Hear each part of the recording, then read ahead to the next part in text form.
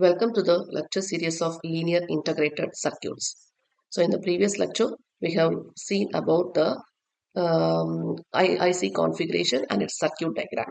So today we are going to see about the block diagram of op-amp, that is operational amplifier.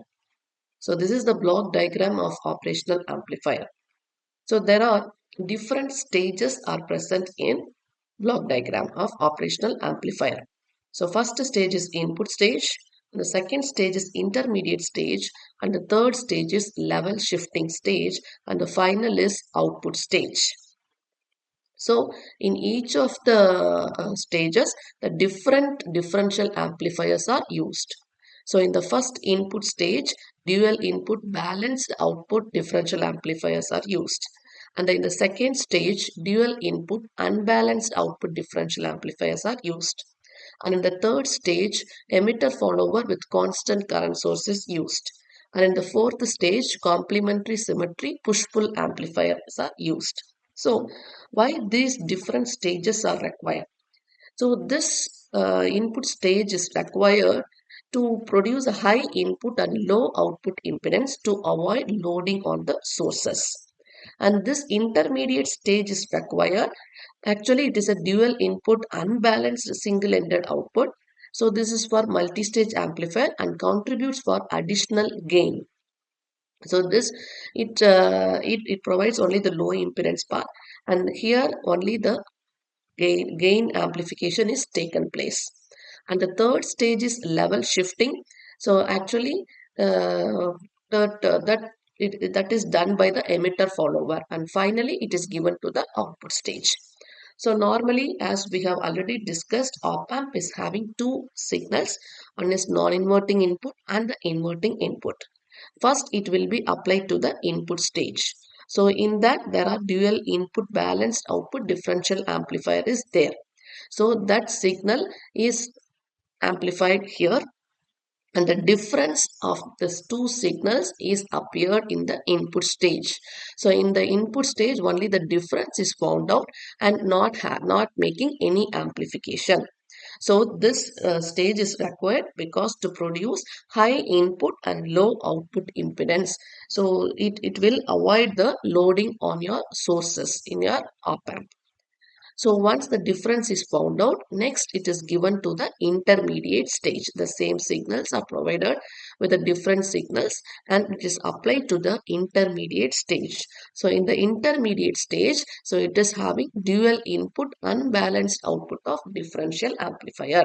So this will produce a high gain. So it will introduce the gain, and the difference is multiplied with your gain, and the output stage is an differential unbalanced differential amplifier. Now it is getting amplified in this stage. So the third stage is very important, that is DC level shifting.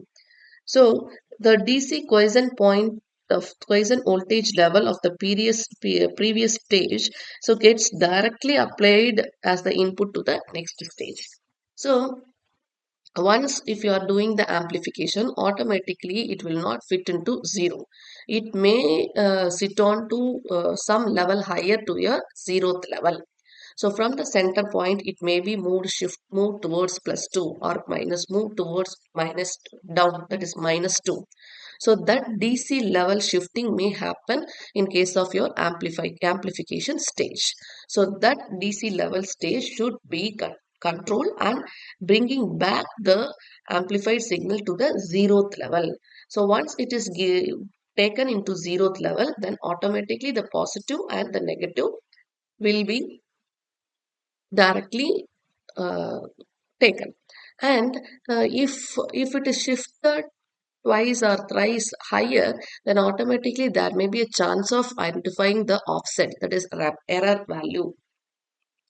So this DC level shifting is very important in case of your operational amplifier.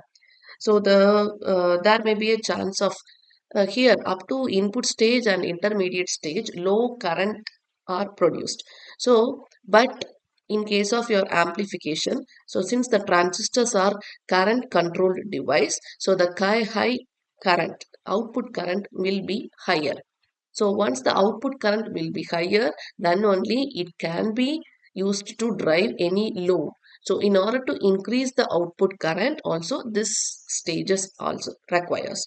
So in between the input and intermediate stage, only low output current is provided, and from the level shifting stage also low output current is provided. So once the DC quiescent levels are shifted, and finally the output stage is having the complementary symmetry push pull amplifier. So it is requiring the high output current stage. So the high output current is obtained from the output stage, so it can be able to drive any load. So it will, the whatever the voltage is appear, it will be appeared across the output by means of your amplification. So this is the different stages of block diagram of operational amplifier. So it is having totally four stages: input stage, intermediate stage, level shifting stage, and finally the output stage. So in these three stages, only low currents, and at the final stage, output current should be high to drive the heavy loads. So for that, we are going with complementary symmetry push-pull amplifier at the final output stage. So once the inverting second and third pin are used as an inverting and non-inverting pin, the output pin is taken out from the sixth pin. So in between, all these differential amplifier will be having in different configurations, and it is working out in different stages for producing an perfect amplification of an operational amplifier. So in the first stage, it is dual input balanced output differential amplifier. Second stage, dual input unbalanced output differential amplifier. Third is emitter follower, and fourth is complementary symmetry push-pull amplifier. Here only the difference is found out.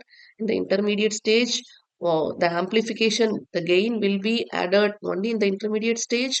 Once it is done, the zero level will be obtained in the level shifting stage, and after that, the output current will be getting higher in the push-pull amplifier stage. So then the output is taken out from the op amp. So this is the block diagram of operational amplifier. Hope you understood.